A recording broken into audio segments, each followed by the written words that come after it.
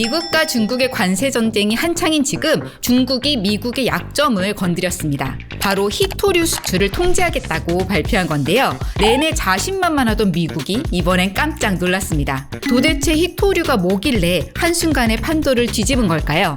오늘은 생각보다 희귀하진 않지만 생각보다 더 중요한 원소 히토류를 딥다이브 해보겠습니다.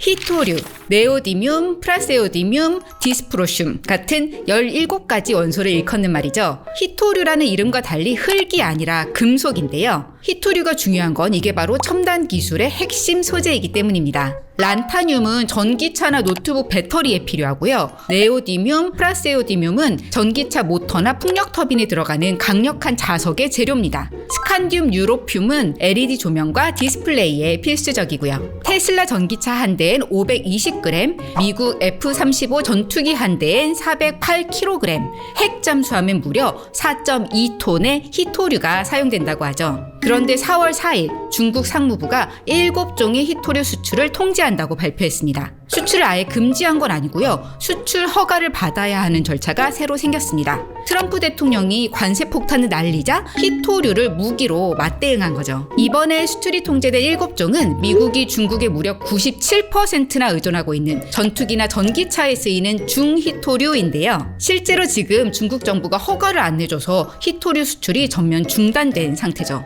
만약 중국 정부가 지금처럼 히토류 수출을 계속 막는다면 미국은 몇 달만 지나도 군수업체, 제조업체 등의 제품 생산을 중단해야 할 수 있습니다. 그럼 미국에선 히토류가 아예 안 나오는 걸까요? 아니요, 미국도 히토류 생산합니다. 사실 미국은 1980년대까지만 해도 전 세계 히토류 시장을 지배하는 압도적인 1위 생산국이었고요. 지금도 중국 다음으로 히토류를 가장 많이 생산하는 나라가 바로 미국입니다. 미국 캘리포니아의 마운틴 패스 광산에서는 지난해에도 45,000톤, 전 세계 생산량의 12%를 생산했죠. 아니 그럼 뭐가 문제냐고요? 미국은 채굴한 히토류를 정제할 시설이 부족합니다. 사실 히토류는 희귀한 흙이라는 이름과는 다르게 지구 곳곳에서 발견되는 아주 흔한 원소인데요. 이 히토류를 진짜 희귀하게 만드는 건 채굴 그 자체가 아니라 광석에서 히토류 원소를 분리해내는 일이거든요. 히토류 원소 17가지는 서로 화학적인 성질이 매우 비슷한 데다가 광석에 뭉쳐져 있어서 상당히 여러 단계의 화학 반응을 거쳐야만 단일 원소로 분리할 수가 있습니다. 그만큼 과정이 복잡하고 설비 비용이 많이 든다는 뜻이죠. 또 히토류 광석엔 토륨, 우라늄 같은 방사성 원소가 포함되어 있는 경우가 많아서요. 이걸 정제하는 과정에서 방사성 폐기물이 대량으로 발생하곤 합니다. 정제 과정이 이렇게 복잡하고 더러운데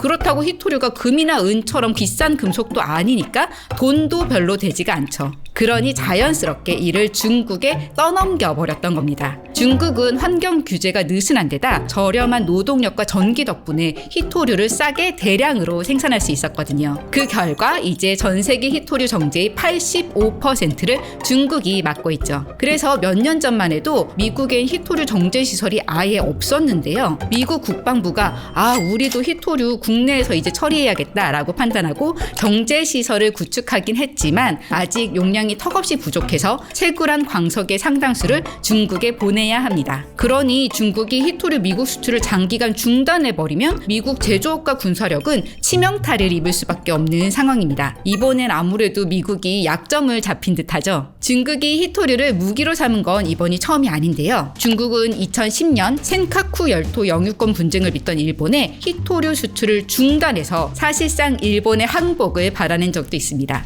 15년 만에 꺼내든 중국의 히토류 무기 위력, 이번에도 만만치 않을 듯하죠. 안 그래도 트럼프 대통령은 미국의 중국 히토류 의존도가 높은 걸 상당히 신경 써왔습니다. 트럼프가 그린란드를 매입하겠다, 우크라이나와 강물 협정을 맺겠다, 이런 얘기했던 거 기억하시죠? 처음에 이게 무슨 터무니없는 소린가 싶었는데요. 이게 다 두 지역에 묻혀있는 히토류 때문이란 분석이 나오고 있습니다. 그린란드엔 미국 본토에 버금가는 양의 히토류가 묻혀 있고요. 우크라이나에도 히토류 매장지가 있다고 알려졌거든요. 그런데 그린란드든 우크라이나든 미국이 막 마음대로 접근할 수 있는 건 아니니까요. 트럼프 대통령이 요즘 새롭게 눈독 들이고 있는 것은 바로 바로 태평양 바닷속입니다. 트럼프 행정부는 태평양 해저에서 발견되는 망간 단계를 비축할 수 있도록 하는 행정명령을 마련 중인데요. 망간 단계는 심해 밑바닥에 콕콕 박혀있는 감자처럼 생긴 검은 금속 덩어리고요. 구리, 니켈과 함께 히토류가 함유되어 있습니다. 이걸 심해에서 채굴해서 비축하겠다는 건데요. 문제는 이 태평양 바다 마찬가지로 미국 관할이 아닙니다. 국제법에 따라서 국제해적이고 ISA가 승인한 곳만 채굴할 수가 있거든요. 한국을 포함한 ISA 회원국들은 그동안 상당한 돈과 노력을 들여서 태평양 자원을 탐사하고 과연 언제쯤 상업 채굴 승인이 떨어질까 기다리고 있었고요. 그런데 가입도 안 한 미국이 이제 와서 새치기를 하려고 하니까 좀 황당한 상황입니다. 관세 전쟁의 유탄이 참 엉뚱한 데까지 튀고 있는 지금, 이 혼란은 과연 언제 어떻게 진정될까요? 여러분 생각은 어떠신가요? 댓글로 의견 남겨주세요. 오늘 영상 재미있게 보셨다면 구독, 좋아요 부탁드립니다. 지금까지 딥다이브 한혜란이었습니다.